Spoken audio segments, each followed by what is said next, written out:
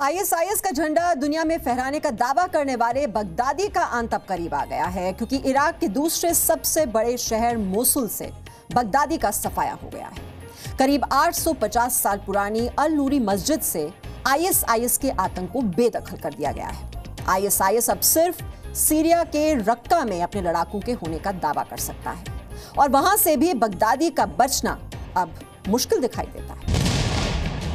गिर गई बगदादी की मीनार, आईएसआईएस के आतंक पर आखिरी वार।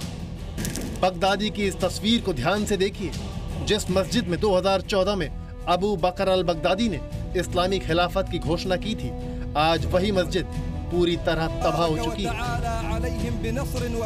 मोसुल की अल नूरी मस्जिद पर फिर से इराकी सेना ने कब्जा कर लिया है। बगदादी ने इसी मस्जिद से खड़े होकर खुद को मुसलमानों का खलीफा बताया था। अब उसका अंत भी करीब दिखाई दे रहा है।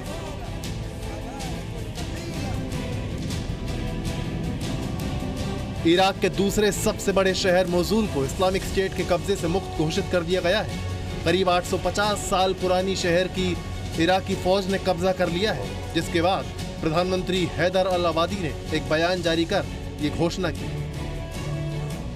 अबादी ने कहा, अल नूरी मस्जिद और अल हदबा मीनार पर इराकी फौजों के कब्जे के साथ ही डैश के झूठे साम्राज्य का अंत हो गया है। अब चूंकि इराकी फोर्सेस अटैक कर रही हैं और धीरे धीरे उसके जो गिरिल्ला हैं मारे जा रहे हैं और उनको पीछे हटना पड़ रहा है, तो वो फिर कंट्री साइड में मेल्ट कर जाएंगे। एक जगह पर अगर वो अपना हेडक्वार्टर बना के रखेगा, अपने प्रोटेक्शन को लेके एक जगह पर वो कायम रहेगा, तो मारा जाएगा। अब तक इराक के मोसुल और सीरिया के रक्का यही दो शहर बचे थे जहां आईएसआईएस का पूरा कब्जा था।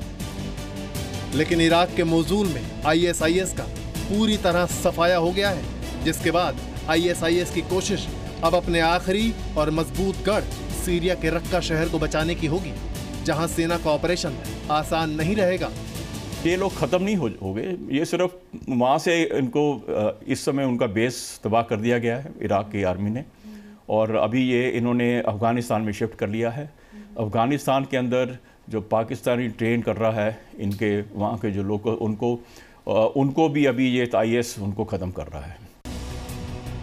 बगदादी के आतंक का अंत अब करीब है। उसके आतंकियों का कुनबा लुट चुका है। अब देर इस बात की है कि आईएसआईएस अपनी हार कब कबूल करता है। आईएसआईएस की वजह से मोसुल की तबाही देखने वाले परिवारों को उम्मीद है कि अब उनके शहर में खून खराबा खत्म हो जाएगा और एक बार फिर से अमन चैन लौटेगा।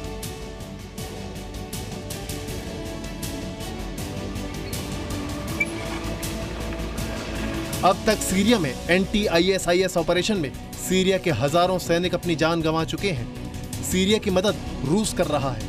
न सिर्फ आसमान में बल्कि जमीन पर भी रूस की फौज आईएसआईएस से लड़ रही है।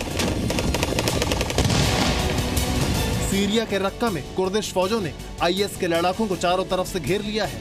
उनके भाग निकलने का एक रास्ता शहर के दक्षिण की तरफ बचा था, उसे भी बंद किया जा चुका है। हालांकि जानकारों का मानना है कि अब भी आईएसआईएस का कब्जा कई इलाकों में बना हुआ है, इसीलिए सीरिया से बगदादी के आतंक के पूरे सफाये में अभी और वक्त लग सकता है। ब्यूरो रिपोर्ट, जी मीडिया।